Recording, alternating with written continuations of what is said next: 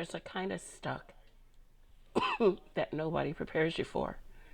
Not the crying on the floor kind, the kind where you're functioning.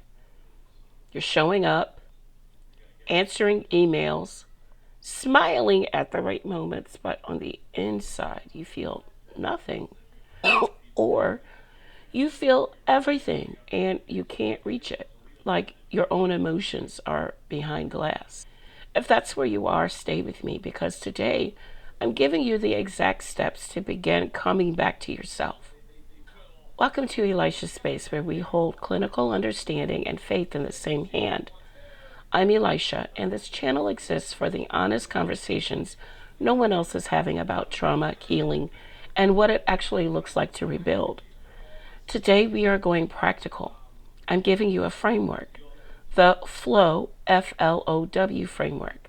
4 steps that can move you from nervous system shutdown into regulation, body-based, faith-informed, and you can begin right now. 2 things before we start. If this is your first time here, hit subscribe. This community is growing, and this is exactly the kind of content we make.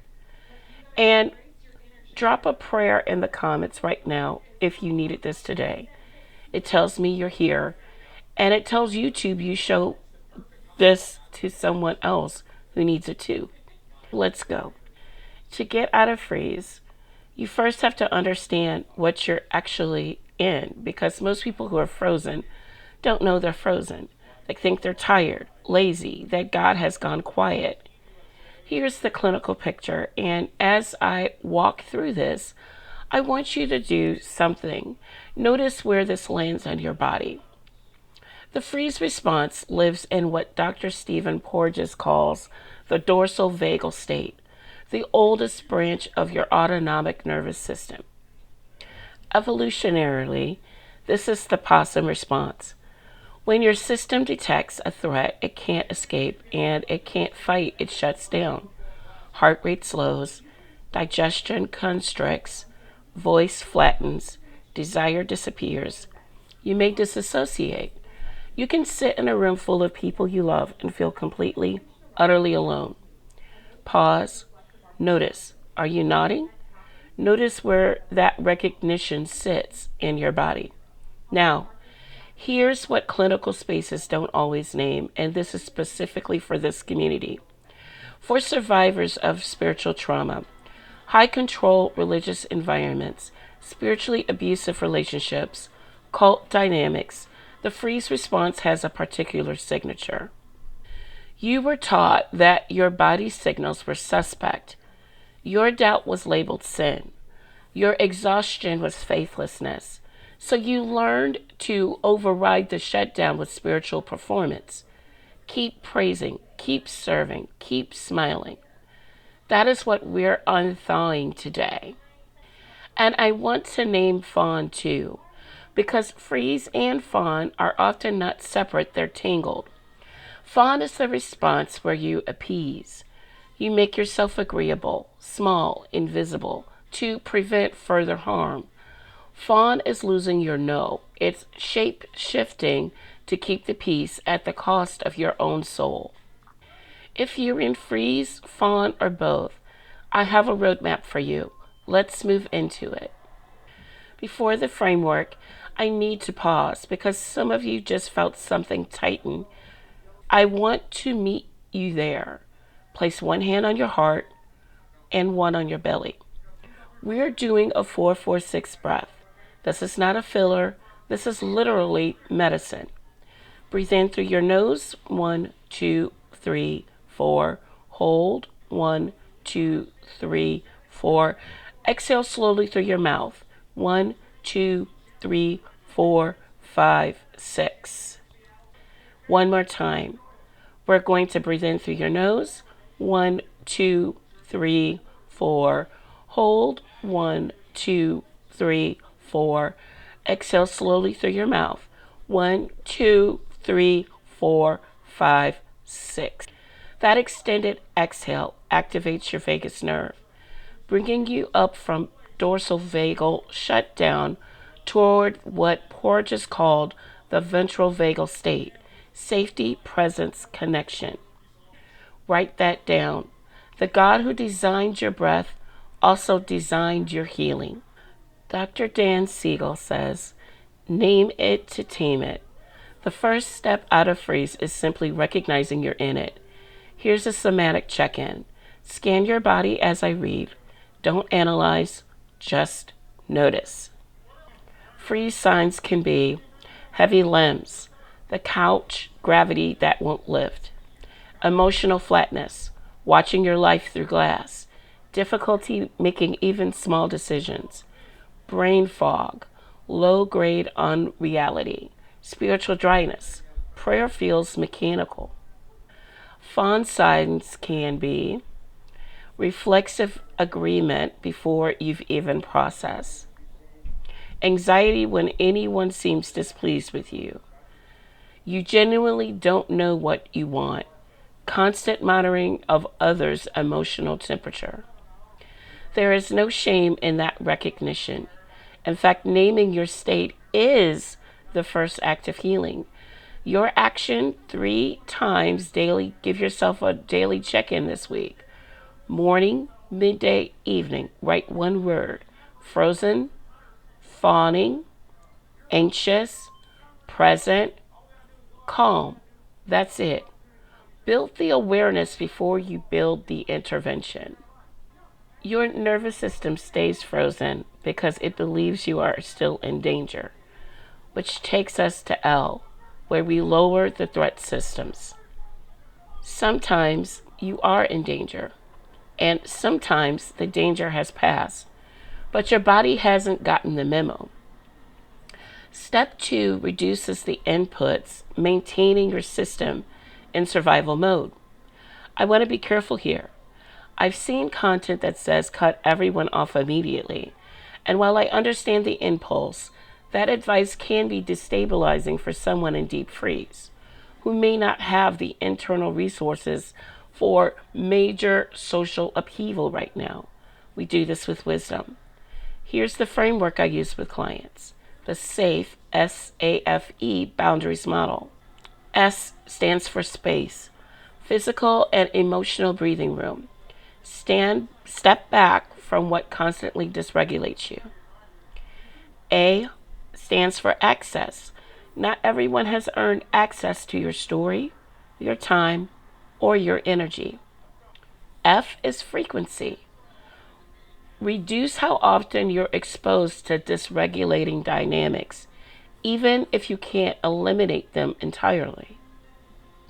E stands for emotional labor. Stop over-explaining your healing to people who aren't safe. And the media piece. What you consume, your nervous system stimulates. Evening news cycles before sleep can keep your alarm system activated. Psalms 23 says, He leads me beside the quiet waters. He restores my soul. The quiet waters are not accidental, they're intentional. And sometimes we have to create the conditions for that stillness. Your action this week, audit one area, one dynamic, one habit, and apply just one letter of SAFE. One. That's enough. I need to say this clearly. You cannot think your way out of freeze response. The rational brain, your prefrontal cortex, goes offline in deep dorsal vagal states. This is why prayer, journaling, and positive thinking alone feel completely inaccessible when you're frozen. They're second floor interventions when your nervous system is in the basement. You have to come in through the body first. 3 practices, all simple, all accessible today. Practice 1, the orienting response. When frozen, your gaze narrows inward, so try this. Slowly turn your head side to side and let your eyes move. Look up and allow your peripheral vision to soften. This sends a signal to the brain's threat center. I scan, and there are no triggers here. I can rest. Practice 2, humming. Humming vibrates the throat and chest, directly stimulating vagal pathways. Try it now. 30 seconds. Notice the vibration. Notice any shift in your jaw, your chest, your belly. This is also why worship is so physiologically regulating, not only spiritually. The Psalms were meant to be sung, not just read. There is science inside that ancient wisdom. Practice 3 is the butterfly hug. Cross your arms and then tap alternate hands slowly on your shoulders. Left, right, 1 to 2 minutes. This bilateral movement integrates the two hemispheres of the brain and processes stored stress energy. Used in somatic and EMDR adjacent frameworks for exactly this reason. You can do it in a parking lot, a bathroom, a waiting room. Your sequence this week: orienting in the morning, humming during a transition, and butterfly hug in the evening. W stands for welcome the thaw. Most counterintuitive step, most important. When you begin to thaw, it does not always feel good. You might cry more, feel more anxious before you feel less. Surface grief you thought was settled. Feel anger that surprises you. The temptation, especially for those formed in environments where emotional suppression was modeled as holiness, is to fight the thought. I shouldn't feel this. I need more faith. I should be further along. The thaw is not failure. The thaw is resurrection. Ezekiel 37, the dry bones did not immediately stand. God rattled them first, covered them with sinew, with flesh, layer by layer. The restoration was a process, and each stage looked unlike what came before. When emotions arise as you heal, that is your nervous system finally releasing stored survival energy. Your body is completing what it started. Let it. 3 words. I notice this. I allow it to move. Here is your full week, consolidated. C for check-in, 3 times daily state awareness. A for allow, let the thought happen, don't fight it. L, lower the threat. 1, safe, boundary adjustment. That's S.A.F.E, boundary adjustment. And M, move the body. 1 body-based practice daily. That is your week. Not 35 interventions, 1 framework, practice daily, sustained over time. Simple, sustainable, sacred. The nervous system was not an evolutionary accident. It was designed by a God who, from the beginning, was teaching his people to regulate. Through Sabbath rhythm, through the embodied honesty of the Psalms, through the incarnation, God taking on a body, experiencing grief, hunger, exhaustion, and joy. You are not broken. You are in a process. Before I release you, let's close together. Place both hands on your chest. Breathe in fully, and as you exhale, say with me, I am safe, I am healing, I am here. 1 more. Breathe in. I am safe, I am healing, I am here. The psalmist wrote, He restores my soul. Not he has restored it. He is restoring it. Present, active, ongoing. You are in it right now. Thank you for being here. I am genuinely honored to walk alongside you in this. Your challenge this week: choose 1 step from F.L.O.W, F.L.O.W. Write it on a sticky note. Put it somewhere where you'll actually see it. Do it once today. Then come tell me which step you're starting with. Drop it in the comments. That comments section is a community, and I read everyone. If this video helped you, please share it. Not for the metrics, because there is someone in your circle right now who is frozen and doesn't have a language for it yet.